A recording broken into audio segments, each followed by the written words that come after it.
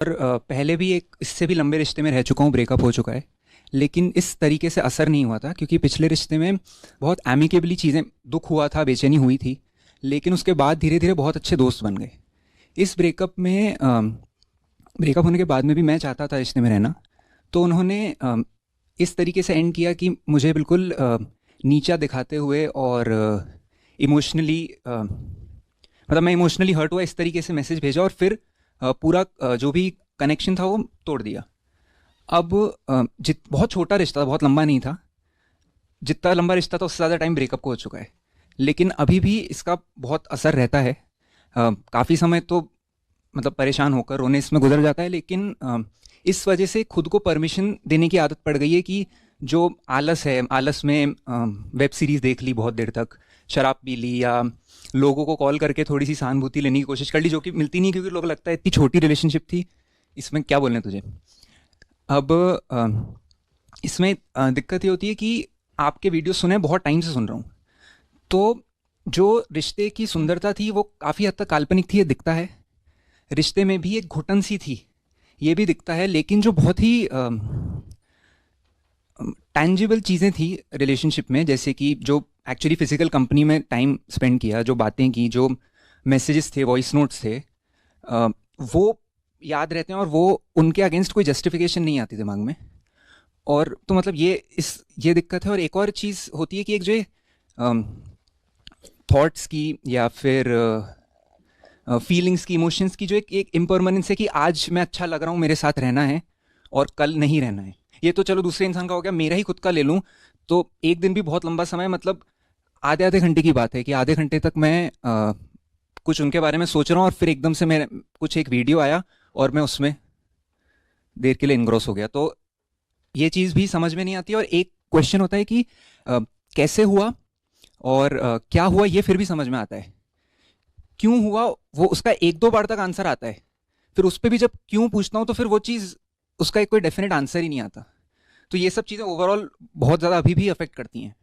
इसका तुम कुछ कर नहीं सकते, इसकी अपनी एक अवधि होती है, आयु होती है, और वो अपनी आयु पूरी करेगा। जिसको यादें बोल रहे हो और पुराने समय की तड़प है, वो तो कम होते होते कम होगी, उसमें सालों लग जाने हैं। तो मैं ये नहीं कहूँगा कि भुला दो, या कोई ऐसा नुस्खा है जिससे जल्दी से भूला जा सकता है, ये सब कुछ नहीं होता। उस चीज़ को साथ रखे रहो, और जो दुख है तुमको, उसी को अपनी ऊर्जा बनाओ। साफ दिख रहा है तुमको कि एक छोटी सी अवधि का रिश्ता था। कितने दिन चला? 1.5 महीना सर। 1.5 महीना चला, और टूटे कितने दिन हो गए? 2.5 से 3 महीने हो चुके। 2.5-3 महीने हो चुके हैं। तो अब ये दिख रहा है ना तुम्हें, एक तरह से अपमान की बात है। 1.5 महीने के लिए कोई तुम्हारी ज़िंदगी में आता है, उथल पुथल मचा देता है और चला जाता है। और जा भी कैसे रहा है? तुम कह रहे हो तुम्हें आहत करके जा रहा है, तुमको नीचा दिखा के जा रहा है, और उसके गए हुए 3 महीने बीत चुके हैं और तुम अभी तक परेशान हो। ये अपमान की बात है ना, चोट लगनी चाहिए।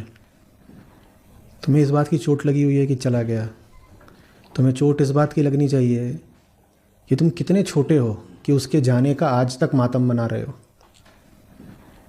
बोलिए, चोट किस बात की लगनी चाहिए? एक चोट इस बात की है कि हाय हाय इतना प्यारा था और चला गया, 1.5 महीने तक आया ऐसे ही बिल्कुल झलक दिखला के भाग गया।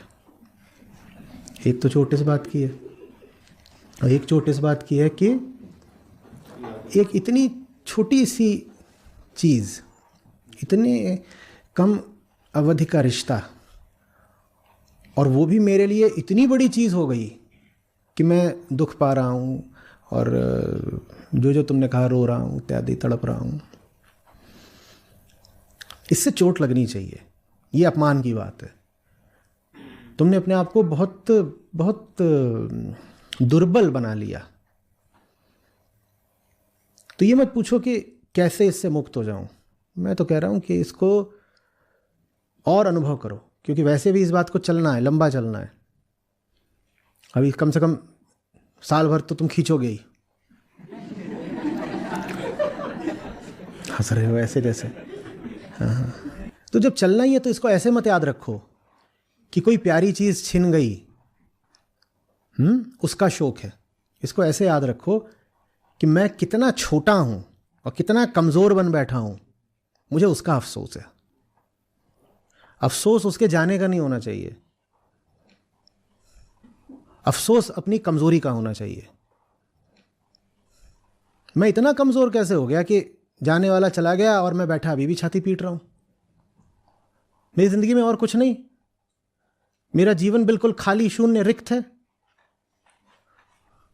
मैं कैसा हूं? मेरा समय इसीलिए अब मैं पीछे से जाकर के देख रहा हूं, कोई नया बन गया है, उसकी स्टॉकिंग कर रहा हूं, ब्लॉक कर रखा है, दूसरा अकाउंट बना करके घूम रहा हूं, पुराने दोस्तों से पूछ रहा हूं, पुराने जो मैसेजेस हैं उनको बार बार देख रहा हूँ, वॉइस नोट्स तुमने बोला, वॉइस नोट्स बार बार सुन रहा हूँ, रात में रो रहा हूँ, तकिया गीला कर रहा हूँ। क्या है ये? अपने आप को क्या बना लिया? क्या बना लिया ये? आत्मसम्मान कुछ होता है कि नहीं होता है? और अहंकार के साथ यही समस्या है, उसमें आत्मसम्मान नहीं होता। हम सोचते हैं कि प्राइड माने ईगो होता है, बिल्कुल उल्टी बात है। अहंकार में आत्मसम्मान होता ही नहीं है, क्योंकि अहंकार में होता है मोह। अहंकार के पास क्या होता है? मोह। और मोह जहां है वहां आत्मसम्मान बचेगा ही नहीं। अहंकार के पास होती है दुर्बलता। ताकत का वो तो बस दिखावा करता है, होती क्या है उसके पास?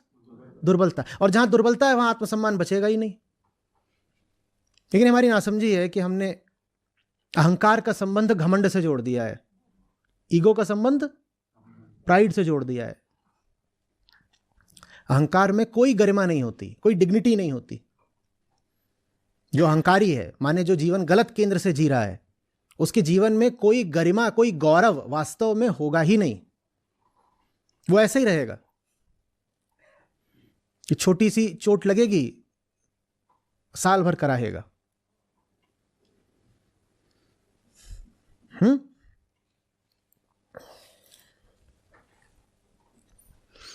कच्चे घड़े होते हैं ना, जैसे जरा सी चोट लगी कितने टुकड़े हो जाते हैं। हाँ, तो ज्ञानियों ने कहा दुर्बल कुंभ कुम्हार के। बोलिए बोलिए।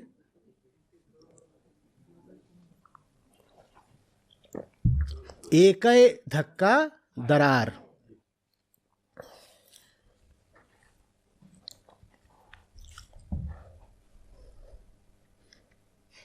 एक धक्का पड़ता है और ये जो कच्चे घड़े होते हैं खट से टूट जाते हैं। और 3 को कहते हैं कि ये नहीं टूटते चाहे तुम इन्हें तोड़ो 100 बार। उनका क्या है? एक ही धक्का दरार। वो 3 कौन है जिनको कितनी भी बार तोड़ो टूटते नहीं है? बहुत बढ़िया, सोना, सज्जन, साधुजन। इनको मारते रहो टूटते नहीं है। सज्जनता की निशानी यही है कि उस पर कितनी भी चोट कर लो, या टूटती भी है तो टूटा घड़ा जोड़ सकते हो वापस।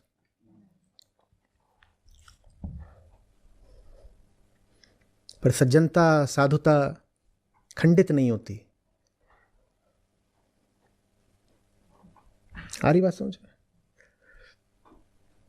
अपने आप से फिर पूछो, जितनी बार चोट लगे उतनी बार अपने आप से पूछो, छोटा ही रह गया ना मैं? और चोट लगती रहेगी, भुला नहीं सकते तुम आसानी से। जितनी बार चोट लगे उससे आप फिर से पूछो, फिर आ गया कोई मुझे मेरी हीनता, क्षुद्रता, अपमान की याद दिलाने। बदला वगैरह मत लेने लग जाना, उसके लिए नहीं बोल रहा हूं। ये तुम्हारे अपने विकास, अपनी बेहतरी के लिए बोल रहा हूं, ये नहीं कि वहां जाकर के कुछ और कराए।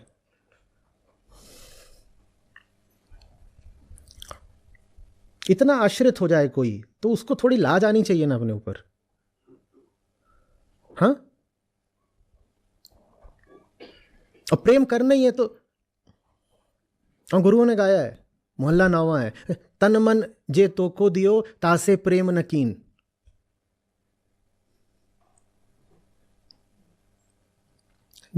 जो तुम्हारा वास्तविक हितैषी है, जिसने तुमको तन भी दिया है, मन भी दिया है, तासे नेहु नकीन, उससे तो प्रेम तुमसे आज तक करा ही नहीं गया। और दुनिया में तू डोल रहा है नर बावरे बनकर इतना दीन। दीनता समझते हो क्या? बेचारगी। मैं दीन हूं, मैं दरिद्र हूं, मैं छोटा हूं। जो प्रेम करने लायक था, जब उससे प्रेम न कीन तो जग डोलत नर बावरे बनकर इतना दीन। तो दीनता का कारण ही यही होता है कि जो प्यार करने लायक था उससे तो कभी प्यार कर नहीं पाए और इधर उधर चले गए, वहां प्रेम का कटोरा लेके भीख भीख भीख। वहां भीख मिल जाए तो अपमान है और भीख ना मिले तो अपमान है।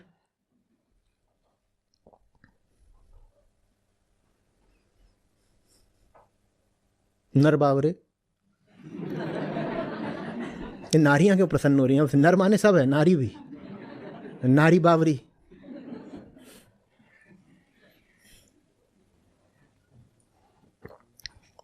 मैं तो बोल रहा हूं तो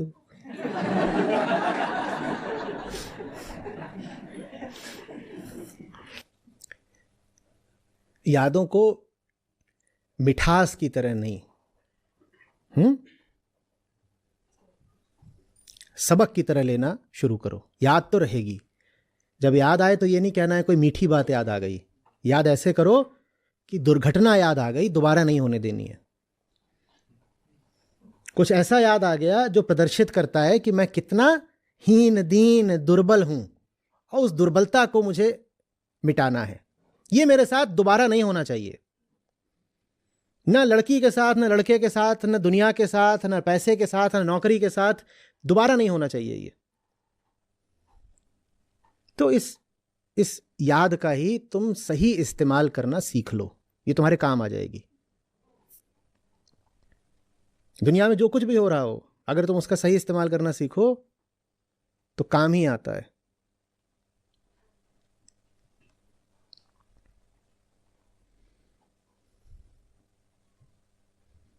और प्रेम बहुत ऊंची चीज है।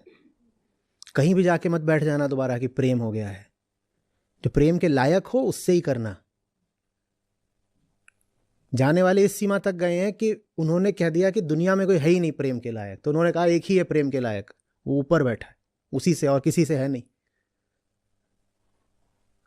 मेरे तो गिरधर गोपाल दूसरों ना कोई। बड़ी मानिनी देवी रही होंगी, भीतर मान का बड़ा भाव रहा होगा। उन्होंने कहा ये दुनिया, ये इसके टुच्चे नर, हटो सब। कोई होगे तुम, बड़े धनी होगे, बड़े ज्ञानी होगे, राणा साहब होगे, हटो सब हटो। गिरधर गोपाल से नीचे का कोई चलेगा ही नहीं। तो प्रेम ऐसा ही नहीं है कि कहीं भी जाकर के हैं दे दे प्यार, दे प्यार दे।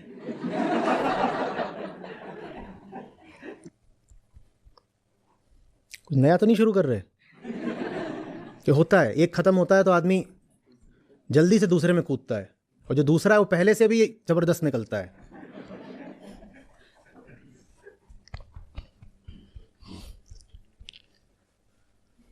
अच्छा है ना, जल्दी सबक मिल गया है। बात एक लड़की की नहीं है, दुनिया ही ऐसी है बेटा। दिल लगाओगे चोट खाओगे। तो सबक याद रखो बस, दिल लगाऊंगा चोट खाऊंगा। और जो हो रहा था वो बहुत अच्छा नहीं था, ऐसे मत याद करो कुछ बहुत अच्छा था जो छिन गया। ऐसे याद करो कि उस 1.5 महीने में रोज लुट रहे थे। चोट तुमको उस दिन नहीं लगी है जिस दिन ब्रेकअप हुआ है, चोट तुमको उस 1.5 महीने के प्रतिदिन लग रही थी। तो वो वॉइस नोट्स या वो तस्वीरें ऐसे मत देखा करोगे आहा कितना सुंदर है। वहां सुंदरता नहीं है, वहां लूट मची हुई है। वहां तुमको लूटा जा रहा है, तुम बर्बाद हो रहे थे उस 1.5 महीने में। 1.5 महीने के आखिरी दिन 45वें दिन तुम्हें पता चला है कि तुम लुट गए। लुटे तुम उन 45 दिनों में प्रतिदिन हो। भूल क्या करें? अभी भी वो पुरानी फोटो देख रहे हैं, क्या फोटो है, बहुत बढ़िया, हाँ कितनी सुंदर लग रही है, और मैं कैसा, मेरी आंखों में प्रेम देखो। हगिंग, फॉन्डलिंग, किसिंग, सब तो करके, सब सेल्फी है अब तो ले लेके रखी हुई है, दबा के रखे हो उसको, और उसी को देख देख के अब और तड़पते हो। वो अच्छा नहीं है, वही है जिसने तुमको बर्बाद करा। बर्बादी, फिर कह रहा हूं, बर्बादी भी 45वें दिन नहीं हुई थी। बर्बादी 1 से लेकर 45 दिन तक प्रतिदिन हुई थी। उसको ऐसे ही देखना है। ये देखो, ऐसे हुए थे हम बर्बाद। ये देखो, इतने मूर्ख थे, समझ में ही नहीं आ रहा था। मूर्खता का प्रदर्शन ये देखो। ऐसे नहीं देखना हा हा हसीन यादें, वो हसीन यादें नहीं है। कोई तुम्हारी कनपट्टी पे बंदूक रखे हो, तुम सेल्फी लोगे तो हसीन याद है। कोई तुमको मूर्ख बना के तुम्हें नंगा कर रहा हो, तुम्हारे कपड़े भी लूटे ले जा रहा हो, तुम कहोगे ये मेरी मधुर स्मृतियां हैं? उनको वैसे ही देखा करो। ये देखो, यहां लुटे, यहां लुटे, यहां लुटे, यहां लुटे, ऐसे लुटे, ये हुआ, फिर ये हुआ। और पता कब चला? 45वें दिन। फिर शायद लुटने से बचो, उसका लाभ हो जाएगा, लुटने का भी लाभ हो जाएगा, आगे लुटने से बच जाओगे।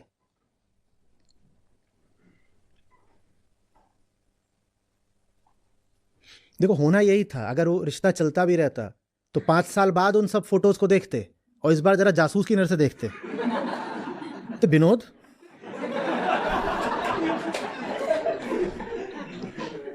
देख रहे हो ना,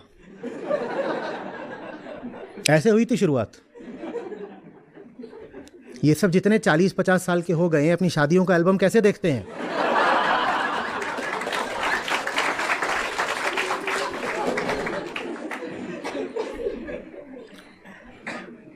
मैं तो इसीलिए बोलता हूं कि उसकी रिकॉर्डिंग जरूर करा लेना।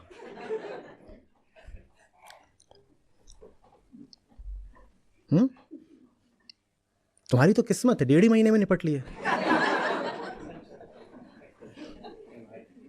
बढ़िया है कि नहीं?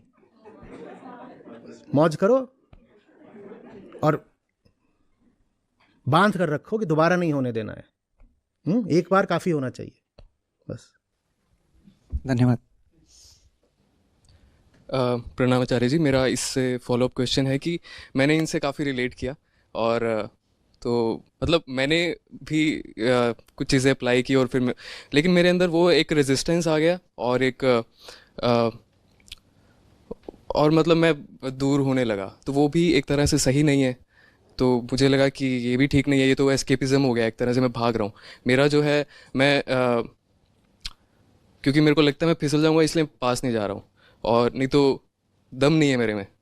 तो वो एक तरह से सही नहीं लगा मेरे को। तो इस पे सही चीज़ के पास जाने में भी दम लगता है और व्यर्थ चीज़ से दूर रहने में भी दम लगता है। किस दम की बात कर रहे हो? कैसे पता तुम्हें कि चीज़ सही है या गलत? पहला सवाल तो वही होना चाहिए ना। दम की बात तो बाद में होगी। चीज़ अगर सही है तो फिर दम लगाकर उसके निकट जाओ। और सही चीज़ के पास जाने में भीतर से बहुत विरोध उठता है, तो इसीलिए बहुत आत्मबल लगेगा, दम पूरा लगाना पड़ेगा, तब सही चीज़ के पास जा पाओगे। और व्यर्थ चीज़ खींचती है, वो खींचती है, उसकी ओर नहीं आना तो भी दम लगता है। तुम अभी कौन सा दम लगा रहे हो? नहीं जाने वाला। वो चीज़ तुम्हें पक्का है कि व्यर्थ है? मतलब जो एक्सपीरियंस हुआ उस एक्सपीरियंस की तरफ दोबारा नहीं जाने का पहले ये तो पता करो ना कि वो एक्सपीरियंस चीज़ क्या है। ये पता कर लोगे फिर दम का सवाल प्रासंगिक होगा। ठीक है? जितना ज़रूरी है वो समझना जो इनको बोला कि जीवन में कोई व्यर्थ काम हो गया दोबारा होना नहीं चाहिए, उतना ही ज़रूरी है जीवन में सार्थक काम को होने देना। और सार्थक काम करने के लिए ही कह रहा हूं कि उसमें भी बहुत दम लगता है। इनको दम लगेगा कि कोई बेकार काम दोबारा ना हो, पुनरावृत्ति ना हो, ये इनका दम। और एक दम फिर इसमें भी लगेगा कि कोई मिल गया है सही तो उसके पास जाएं और बने रहें। मैं लड़की की नहीं बात कर रहा, जीवन में कुछ भी जो सही हो उसके पास जाने और बने रहने में भी बहुत दम लगता है। ठीक है? पहले पहचान कर लो, साफ साफ साफ पहचान कर लो। पहचान से दम जागृत होता है, बोध से बल जागृत होता है। ठीक है? तो सही चीज की तरफ जाने पहले में पहचानो सही है या नहीं। दम दम पहले मत करने लग जाओ, पहले पहचानो सही है क्या, सही है क्या। और सही है तो फिर दिखाओ दम। ठीक है? गलत है तो फिर तो पता ही नहीं।